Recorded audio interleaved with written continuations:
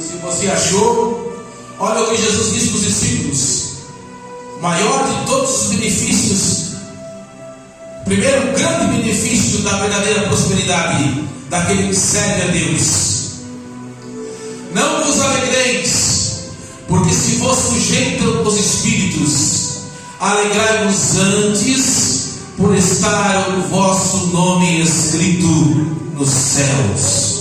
Primeiro benefício da verdadeira prosperidade, já disse aqui, mas não canso de dizer as mesmas coisas. Primeiro grande benefício da verdadeira prosperidade é a salvação. Quem é salvo aí? Quem é salvo? Quem é salvo? Quem é salvo? Ai, irmãos. Primeiro grande benefício: eu sou próspero, não porque eu tenho um carro 0 quilômetro, não porque eu tenho uma casa na praia. Glória a Deus porque você tem. Glória a Deus porque você tem um carro bonito. Glória a Deus porque você tem um bom emprego. Glória a Deus por isso, irmãos. Mas mais lindo e maravilhoso